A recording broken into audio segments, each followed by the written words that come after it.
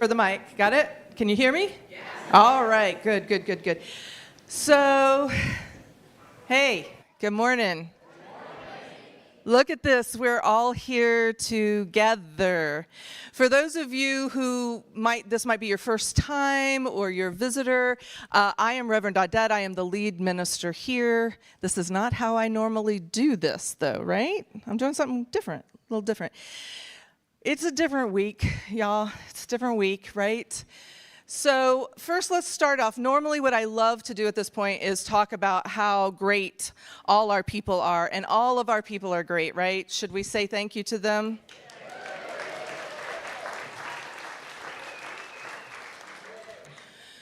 We can't do it without them. We can't do it without you. But what's really important right now and today, and how I'd prefer to start this service, is for you to look around the room at the people who are here. Take a moment also we're going to pass the peace. Just say, peace be with you. Look at somebody nearby, just say, peace be with you, right? Peace be with you.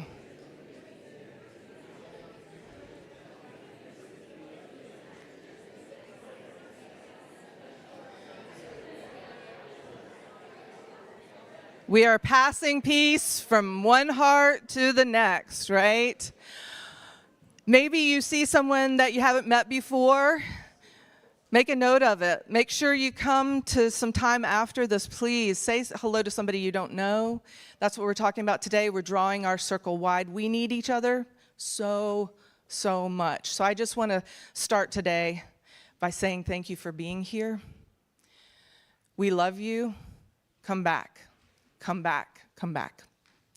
And now let's hear our opening music.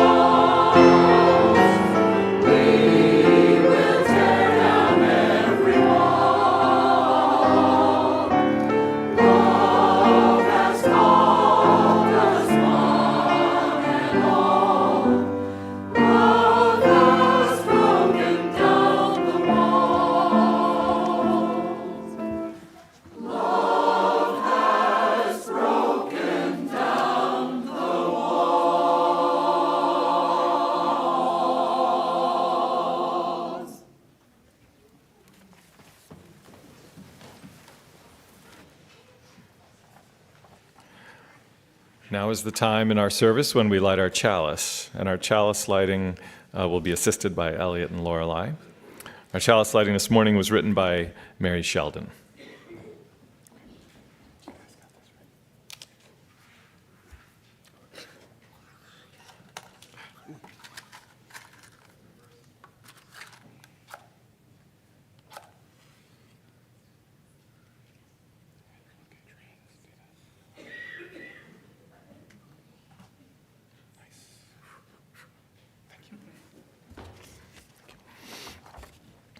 We cannot, we cannot know what all the year may bring.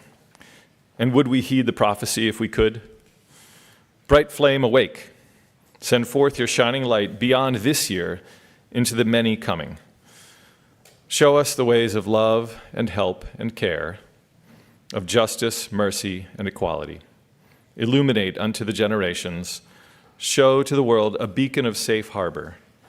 Help us find the kindred warmth within us and among us to help make it so.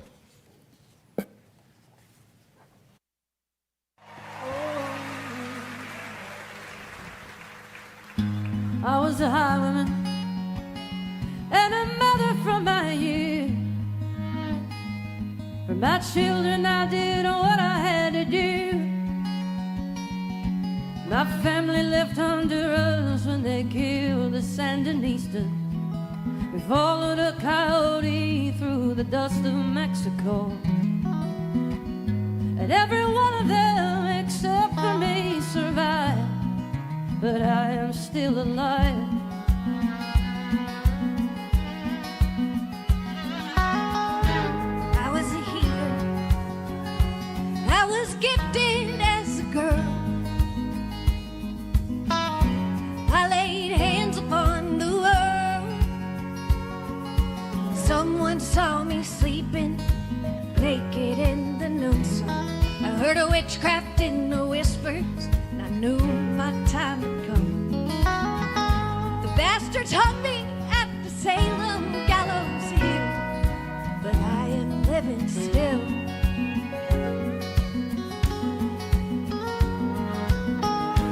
I was a freedom ride when we thought the South had won. Virginia in the spring of '61. I shot down on the Greyhound that was bound for Mississippi.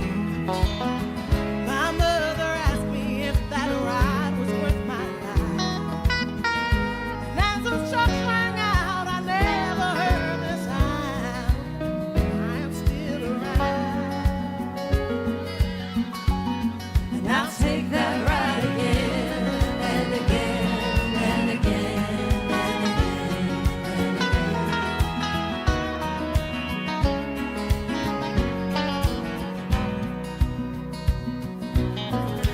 Well, I was a preacher, and my heart broke for all the world. But teaching was unrighteous for a girl.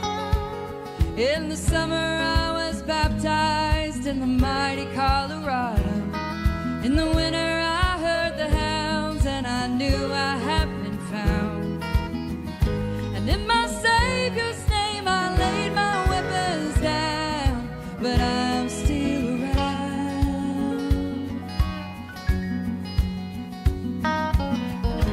We are the highwaymen. We sing a story still untold. We carry the songs you can only hold. We are the daughters of the silent generation. You send our hearts to die alone in foreign nations. They may return to us as tiny drops of rain, but we will still remain. And we'll come back again and again and again and again and again.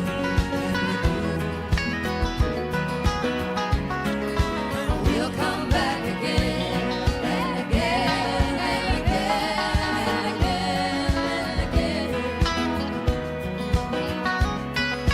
We'll come back again and again and again.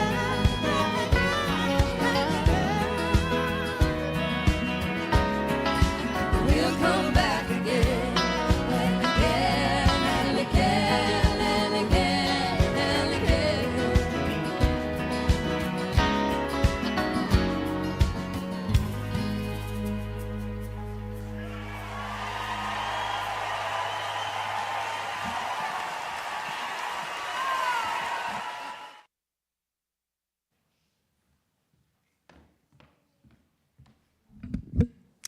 That was a bunch of stories in there, wasn't it?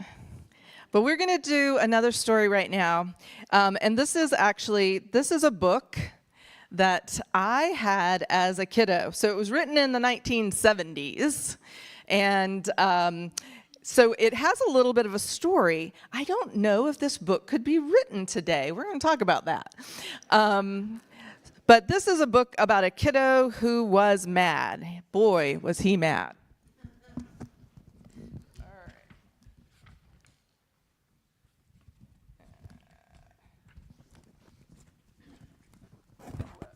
My book's falling apart, so y'all got to be patient with me here.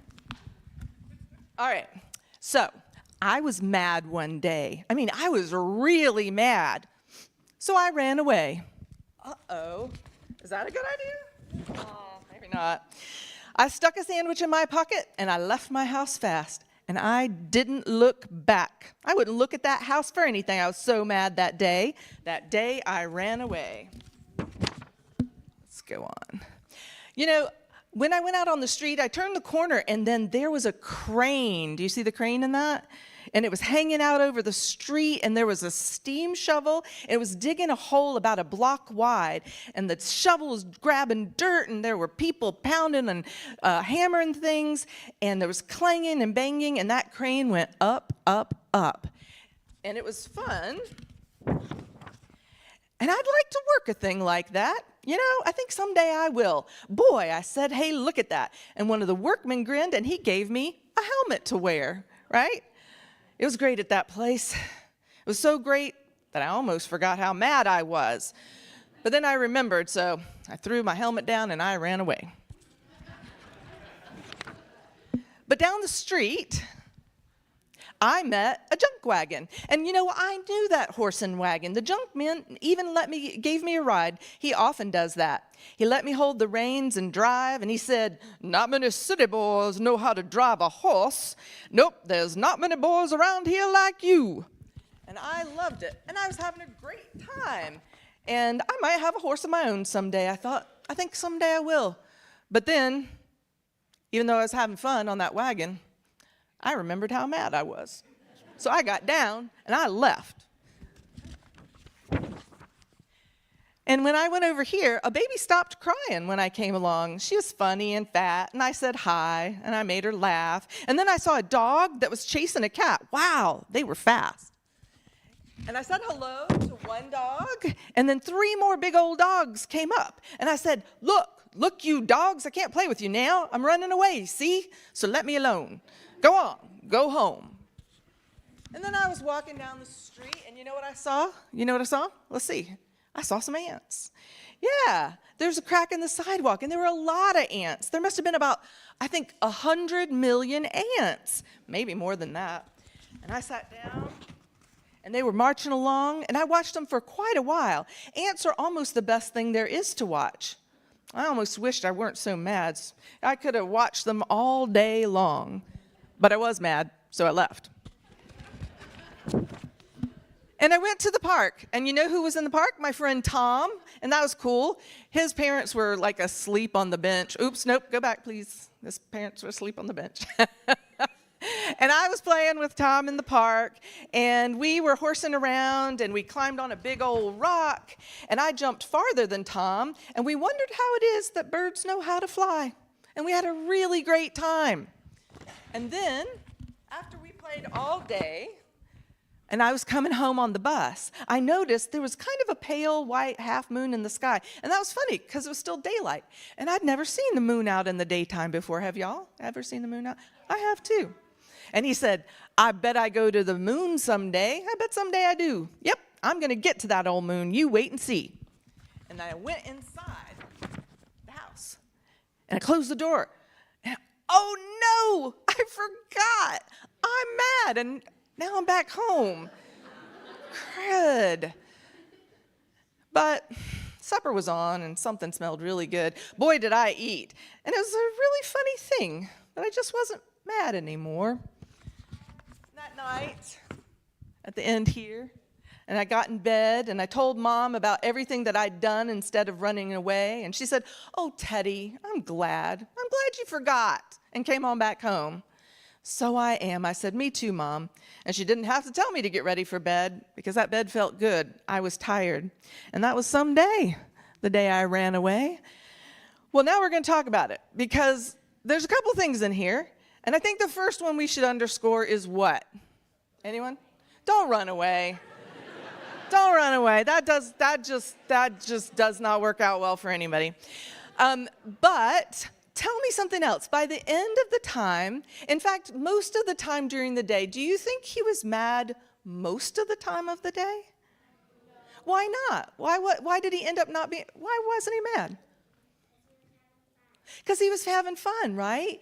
He just got out, and instead of just sitting in the corner being mad, he saw a crane, and then he rode in the junk wagon with the horse, and he saw a baby and the dog and cat. He was doing stuff. So see, that's something you can think about. What about when you're mad? What's something you could do to kind of change how you're feeling? Does anybody have any ideas? What would you do? Listen to music. Is that the best idea ever? It is. And I like to play with my dogs when I'm feeling kind of yucky, right? So I just wanted to share that story with you. Thank you. We got to go back to the 70s. But right now what we're going to do is we're going to sing to you while you go to your religious education, your faith formation classes. And if you're new or newer, I invite your grown-ups to go with you so they can see where they're going to pick you up. And otherwise, we're going to sing to you now. Thanks for this time.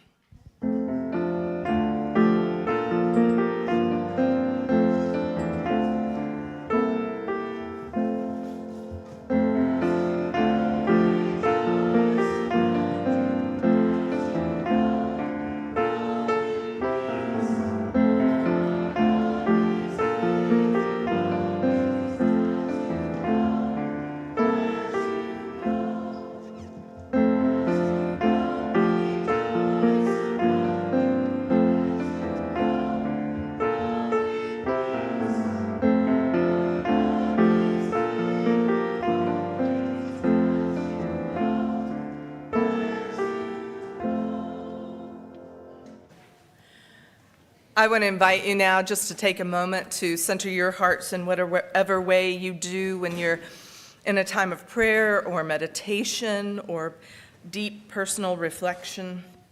I'll just take that grounding breath. And this is a prayer for dangerous days.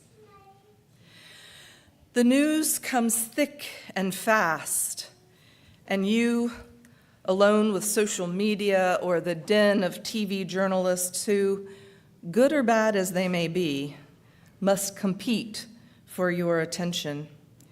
And you risk constant overwhelm. Prayer is the act of pausing. It is the deep breath, the soul's outreach to a steadier something, solid ground beneath you, the whirling of sun and stars above you, the opening of awareness to a love that will not let you go. Days of danger are always a possibility, and the truth is, not everyone survives the day. From our birth, death has hovered, but it does not remove the wondrous acts of choosing how to live within the days given to us. When they come at you with threats and they act in concert to overwhelm you, turn your head. Look not at the braying din or the capering monstrosities, but at the friends and companions who gather beside you. You belong to them, and they to you. It is their love which will sustain you, and their voices which will guide you, just as your love and your voice uphold them in return. None of us is called to put out every fire that threatens to burn our lives, but each of us, in our place, must find the work of our hands and allow our own special genius to reshape our corner of the world. So yes, these are the days of shock and awe. It was always thus. Return again and again to the quiet here and seek the comfort of friends, and then renewed, enter the round of days with courage and enough hope to light next steps along the way. Amen. So we're going to do a slightly different ritual today, just a slightly different one from our usual ritual. I'm going to let Adam take his place at the vessel. So what we're going to do is we're still doing joys and concerns, but sometimes our fears and our worries, they can muddy the waters of our minds. So if you have fears or worries, we invite you just to put a little bit of sandy dirt in the water that we share, and it might muddy it a little bit.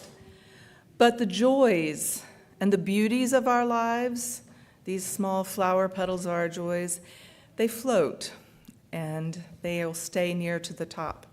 So I invite you, if you have a joy, sprinkle just a couple of flower petals. We're trying to keep enough for everyone. If you have a sorrow, place some dirt in there. But what I definitely want you to do is take a rock and take it home with you. This represents that ritual life that we share here, because usually these Sundays we'd use these rocks, but I want you to take it home so you have it. You can hold it when you're scared. You can hold it when you need to pray. You can hold it when you need to know you're not alone. So you take a rock and take it home with you today. And so I want to invite you now. You're welcome to line up on both sides of the post there and come on down for this ritual. It can be, because we're busy and we're full, we ask that you go in your circles out. Sometimes we get a little caught up on the sides. That's okay. We take our time. We're not rushing.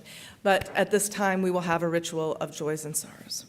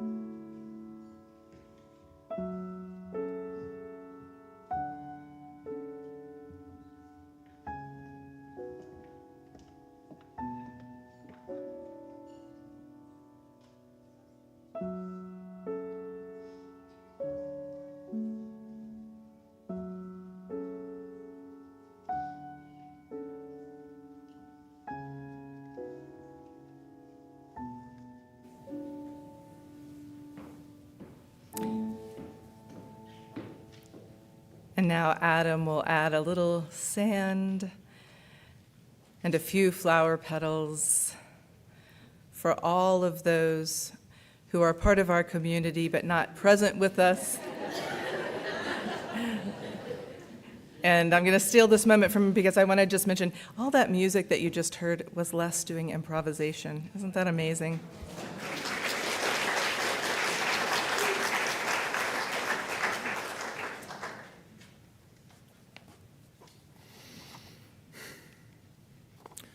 Today's reading is entitled Anchored to Hope by Oscar Sinclair, and he opens with a quote from Václav Havel. And the quote from Václav Havel is, "Hope transcends the world that is immediately experienced and is anchored somewhere beyond its horizons. Hope is not the same as joy, that things are going well, but rather an ability to work for something because it is good, not just because it stands a chance to succeed."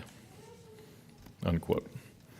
Oscar Sinclair writes, "Usually, I think of anchors as something to keep us in place, to hold us steady as the world moves around. But there's at least one other use for an anchor. Imagine an old sailing ship. On a big 150-foot schooner, there aren't any motors or oars on the boat itself. The ship is designed to work with the wind. When you're out in the open sea with the wind at your back, it cuts through the waves fast and straight. But how does the ship get out of port? What do you do when the wind isn't at your back, but coming straight at your face? Maybe you're stuck, no wind to be had at all. There's at least one other way to make use of an anchor called warping. The crew of a becalmed ship would take a kedge anchor and put it in a rowboat. A crew rowed it out as far as they could in front of the ship and dropped the anchor. The crew aboard the ship hauled on the anchor, not bringing it up, but bringing the ship slowly over top of the anchor. Then they pulled the anchor up, put it back on the rowboat, and repeated the process. It's not fast, and it takes an enormous amount of work from many people working together. But in this way, even the largest sailing ship can move forward without any wind. I think of an anchor as a kind of motivation when the wind is against us. Hope doesn't require that the wind be at our backs. It's not moored to a certain understanding of the experienced world. Hope is challenging, if not impossible, to grasp alone. Hope, in this sense, is a discipline to anchor myself to something that I can't quite grasp yet, but I trust is there, and a discipline to pull toward that goal together, one day at a time.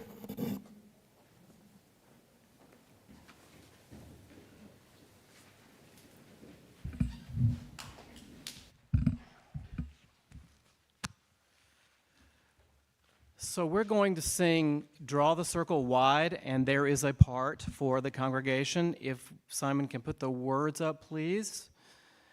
So what happens is the choir sings for a while, and then Sandra will have a solo, and after Sandra's solo is when you get to join in, and we will sing the words that you see several times through. Notice there's a little piano interlude. What I'm going to do is I'm going to play for you what you're going to sing, and then we're going to rehearse it so you'll know what you're supposed to sing, and then we'll do the whole song. So here are your notes for those words.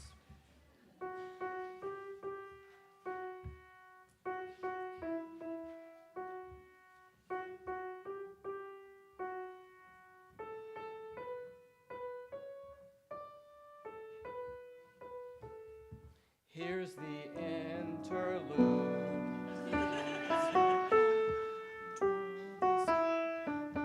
So sing that with me. The second altos and the tenors and some of the sopranos are going to help you with your notes. Here we go, and sing. Draw a circle wide, draw it wider still. Let this be our song.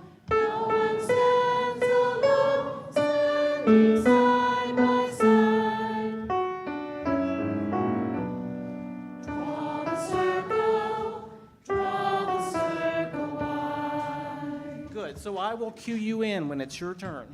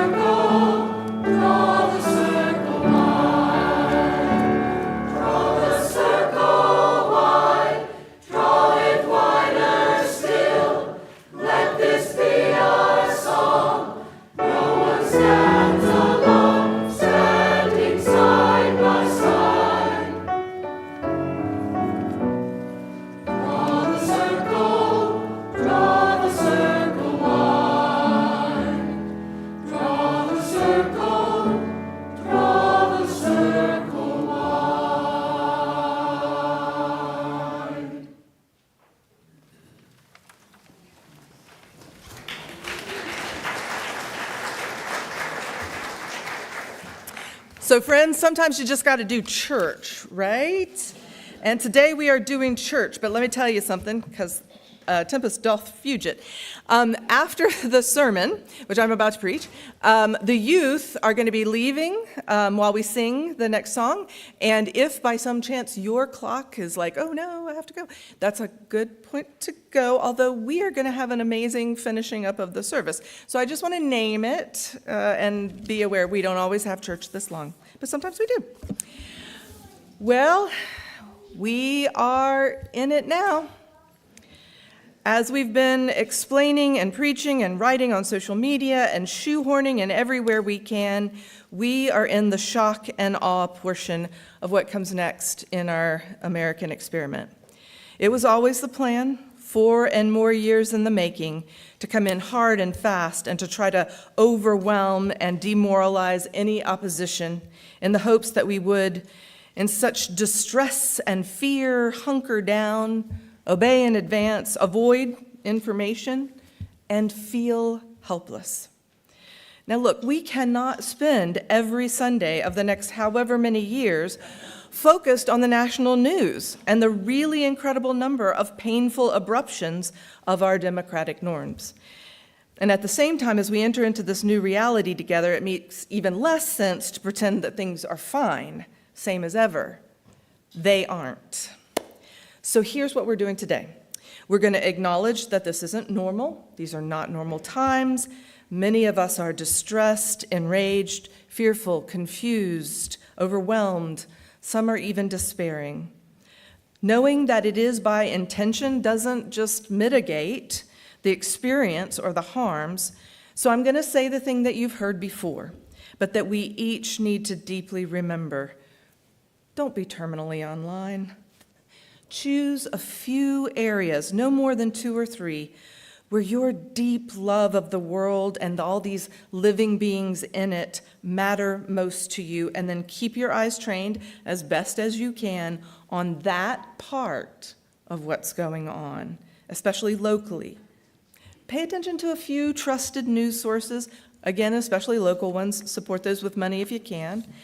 Decide how much news you can manage each day, then stick to those limits.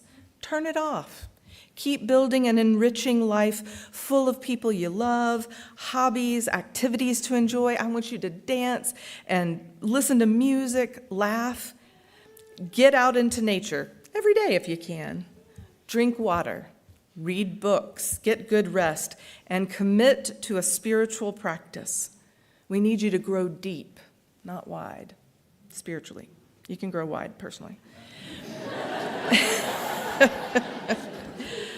UU Asheville is our sanctuary. It's where we come to be renewed and reminded that we're not alone. And it's where, instead of looking at the world through a political lens, we slow down and we take a longer view. We consider the challenges of our days through a wisdom lens, inviting in those questions of our deepest values, seasoning our understandings with the insights of those who, in their time, struggled, showed us how to live with moral courage, even in the darkest days. To call a place a sanctuary is, in some small way, to set a circle, to enclose some people in and to shut some others out. Now, this is not wrong. We need to create safe places where people can be as free as possible, but to be whole, authentic, and beloved just as they are. Especially in dangerous times, when the people in power actively seek to dehumanize some of us, which, as we know, is historically bound to the worst inhumanities that we do to each other. We need to get clear that, yes, this is a place for some, but not all. It's not so much people that we say no to, but behaviors. Not all behaviors are welcome here. If you are with us in good faith, ascribing to our values, offering love, inclusion, respect, and a willingness to commit, as Bishop Buddy reminded us, the sin of empathy. That is what we ask. Today, though, we're going to tackle a topic that asks us to really stretch our heart muscles. It's how to take seriously how we do keep drawing our circle wider to include more people in our love. So I'm being literal when I say that I think that one of the ways we got to this moment belonged the long project of raw power seeking by Christian nationalists, which is a movement that's been hard at work since the ascendancy of Ronald Reagan, lies in the epidemic of loneliness and alienation that our rapidly changing culture has created. One of the very first sermons I actually preached here back in 1999 drew on Robert Putnam's seminal Bowling Alone, that book, Bowling Alone. As he describes the pain most of us actually now feel of having too few meaningful social connections and deep friendships, he also summed up the danger of a nation of lonely people quite effectively. One sentence. He said, "People divorced from community, occupation, and association are first and foremost among the supporters of extremism."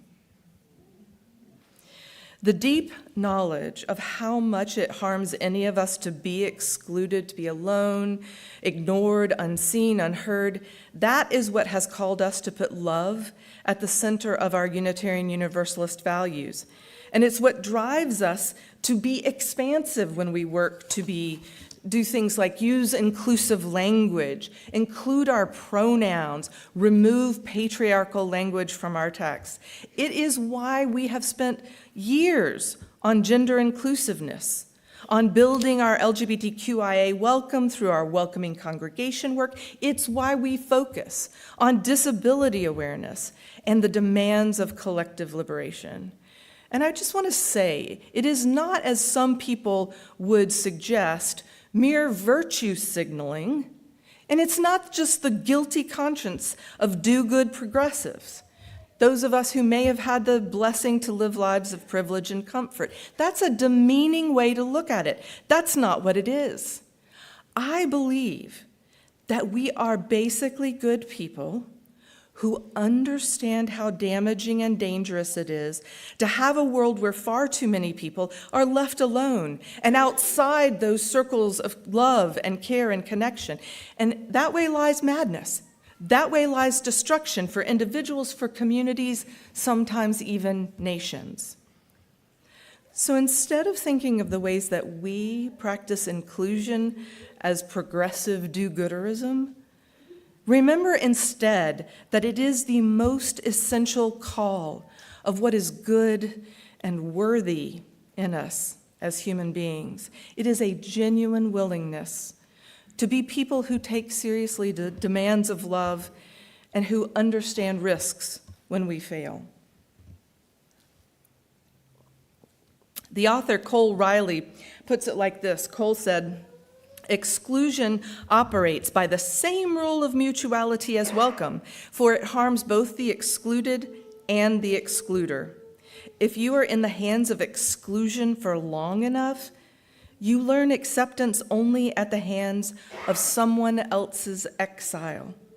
You learn belonging as competition, not restoration. It's also a kind of restlessness, for the energy that you expend forbidding others to walk through the door of a community is only matched by the energy you expend competing to stay in that space yourself. This is maybe more dangerous because people don't perceive the doorkeeper as needing an invitation themselves." Now, in my experience, the challenge for most Unitarian Universalists isn't so much finding it difficult to attempt to be welcoming. It's more in the execution. We assume others think and feel as we do. We expect newcomers to our communities to conform to us, to know what we're doing, to know our little acronyms, and we forget to think about how we may need to change to be more inclusive. We're still sometimes uncomfortable with being uncomfortable, which all change requires. But sometimes we also just don't know how to take care of each other, and so we get stuck on the superficial. One terrible thing that I have to say to people facing divorce or serious illness is, try not to be surprised when people you thought you were close to disappear. The first time I had cancer, the very hardest thing wasn't the radiation or the long chemo, the surgery, the pain, none of that, but rather the sudden disappearance of people I thought loved me. It turns out so many people don't know what to say when someone is deathly ill or in some kind of crisis, and so they just avoid it altogether. Sometimes our lack of skill makes us think that cancer or divorce or depression is contagious. It's not. But that's, if we just piece out, that's part of the pain our dear ones must metabolize. So whether we're talking about dangerous political days, facing illness or death, or just simply working through hard times generally, the ring theory of crisis and grief can help. It's not too difficult to understand because you can see it here. So at the center is a person who is in crisis, and all comfort should flow in towards that person in crisis. And then around the person in crisis are concentric rings who are relatively close or increasingly at a greater distance from the person in crisis, right? Immediate family, close friends, other friends, colleagues, acquaintances. The rings go out in distance from the crisis. And the people in those rings are more affected the closer they are to the person in crisis, right? Lee's family is probably deeply affected by the crisis in Lee's life. So one of the things that's easy to learn is remember comfort in towards that center through all the rings, but dumping or processing out. So Lee can process with anybody, right? Process, talk, explain, complain. But if I'm in Lee's immediate family, I'm not going to complain to Lee about the crisis. What I'm going to do is I might talk to Lee's close friends or my own, and similarly, we process out. We might go to even different circles altogether for some of that process.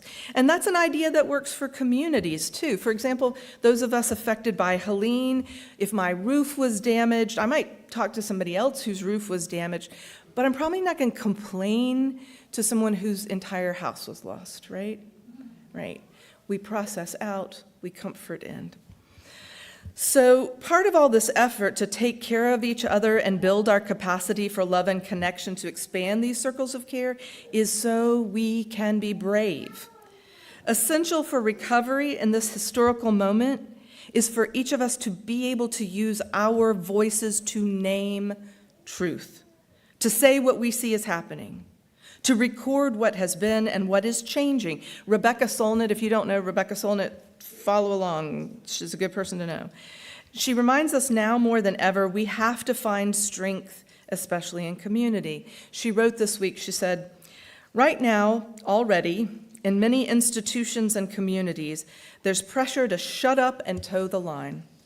Every person who doesn't do so makes it easier and safer and more encouraging for others to likewise dissent. That is, the more we stand up, the more others will and can stand up too. By standing up, you're inviting others to join you, making it safer to be a dissenter. And then those not ready to join you, well, maybe they'll just question their facts or fear or allegiance. You may find yourself in a position of being the first to dissent, or circumstances in which you find that the first or third dissenter is you. Or you may speak up for someone who didn't exactly dissent, except for by being a category of person under attack, right? The more we stand up, the harder it is for an authoritarian agenda to succeed, and the more uncomfortable we make it for those who go along. So our work is to build skills to create a circle of community that has love at the center and bravery as a practice. I mean, think about it. We don't just talk to our best friends on Sunday. We say we're all part of the welcome team, and we reach out. We try to talk to someone new. We're vulnerable enough to ask for help and then find where we can process, right? We understand that loneliness and exclusion have done so much damage, and that's why we commit, even if we do it imperfectly, to practices of inclusion. Because it matters, because it's how we're going to make it through whatever comes our way. We do it by saying we, and every day we mean at least one person more. So the poet Jan Richardson is the one I'm going to trust to sum up this messy, varied truth that we're struggling with this morning. This is called A Blessing Called Sanctuary, and it is a small love offering to you this morning. A blessing called sanctuary. You hardly knew how hungry you were to be gathered in, to receive the welcome that invited you to enter entirely. Nothing of you found foreign or strange. Nothing of your life that you were asked to leave behind or carry in silence or in shame. Tentative steps became settling in, leaning into the blessing that enfolded you, taking your place in the circle that stunned you with its unimagined grace. You began to breathe again, to move without fear, to speak with abandon the words you carried in your bones that echoed in your being. You learned to sing. But the deal with this blessing is that it will not leave you alone. It will not let you linger in safety, in stasis.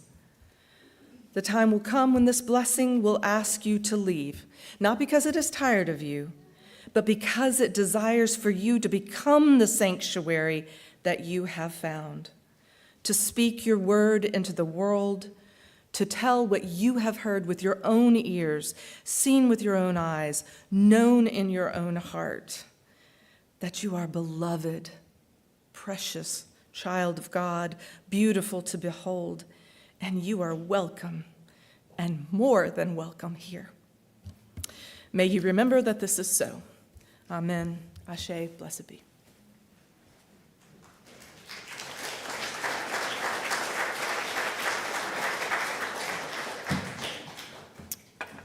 Won't you please rise as you are willing and able to join us in singing hymn 1018, Come and Go With Me. It's in the teal hymnal, but the words will be on the screens. Come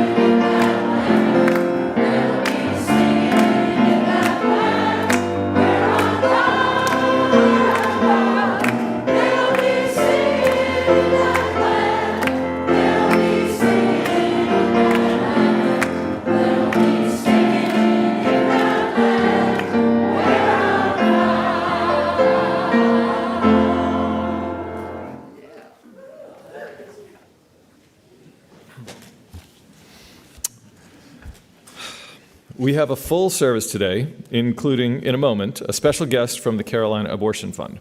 So this morning, we want to give a special welcome to all of our visitors and guests. We often invite you to stand and introduce yourselves, but this morning, we want to make a special invitation for you to join us after the service for some coffee. And we have a chance to say hello in person. Everyone wave at Trevor. Who might not be here today, actually. JK. He is our connections coordinator and would love to meet you to answer some questions and point you to our next Sunday, and to point you to our welcome table where we have volunteers ready to say hello. Plus, everyone in the congregation will also be tasked with this responsibility today as we make a special practice of speaking to how many new members? 3 is the correct answer. Well done. That's right, because You can speak to more. yeah, more's up. Because we're all on the same team. Next week, there will be a blood drive, so if you're interested in donating, you'll have an opportunity to do so. Our announcements run as slides before the service, but are in their extended dance mix form in our e-news that comes out every Thursday. If you're not receiving that e-news, email us at information@uuasheville.org and we'll get you hooked up. And now I'd like to invite this month's Community Plate Partner Rep, Stephanie, to come up. Each week, we split our collection with a partner organization in our community, extending our love and impact. Stephanie is a proud board member at the Carolina Abortion Fund, a nonprofit committed to providing financial, practical, and emotional support to people seeking abortion care in North Carolina and South Carolina. She believes in CAF's core value that people choosing abortion deserve compassion, dignity, and respect. Thank you.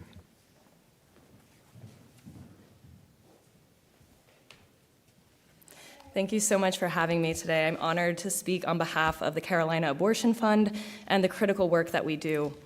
So for 13 years, CAF has been providing direct support to people who seek abortion care. The process is simple. People call CAF's helpline, and CAF connects them to funding to help pay for their abortion. In some cases, the Carolina Abortion Fund also helps callers with transportation to their appointments, in other cases, support for childcare, and so on. The Carolina Abortion Fund also distributes supplies.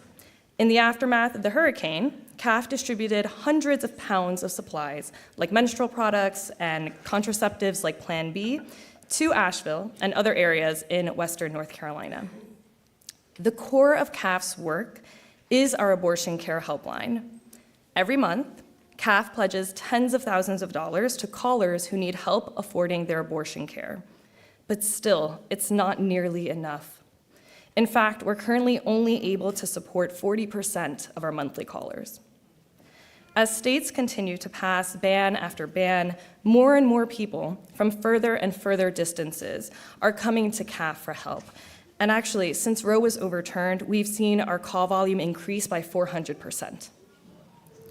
The reality is, it should not be this hard to get an abortion. Abortion is health care. In some cases, it is life-saving. Having access to abortion is also about freedom, the freedom to determine one's life and future. We believe at CAF that everyone should be afforded the freedom and dignity to make their own decisions. That's why we fund abortion, and that's why I hope that you all will join us too. The political landscape, like the Reverend said, can seem overwhelming, and it's hard to see how we can make change. But when you support the Carolina Abortion Fund, you are helping someone in need at this very moment. Your dollars go directly to helping our callers who are navigating a confusing, unjust, and stigmatizing web of barriers and laws. CAF, with its compassionate counselors and its commitment to providing practical support, is a beacon of hope. So please consider donating to the Carolina Abortion Fund and helping us fund abortion throughout the Carolinas. Thank you.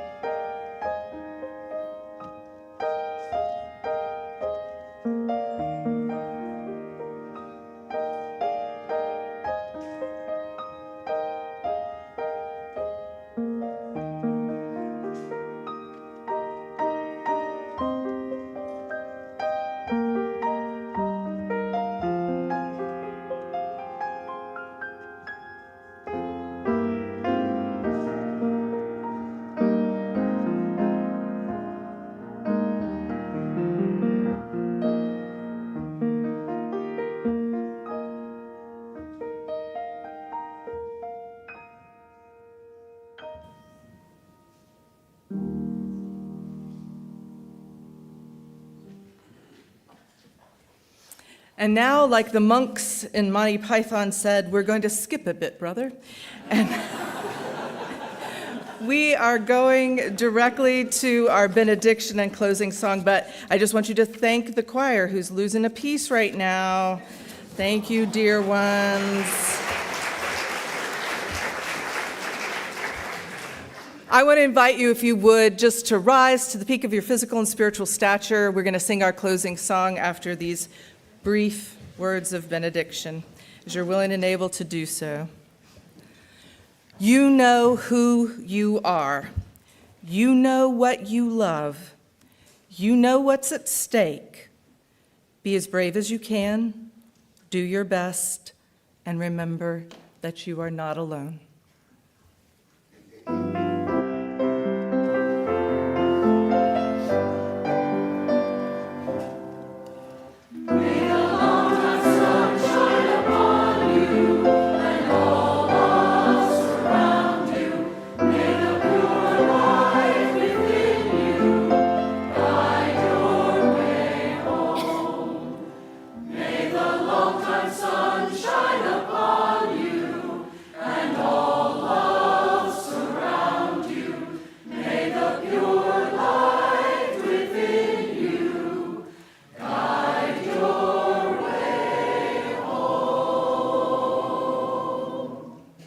Internship committee, 5 minutes.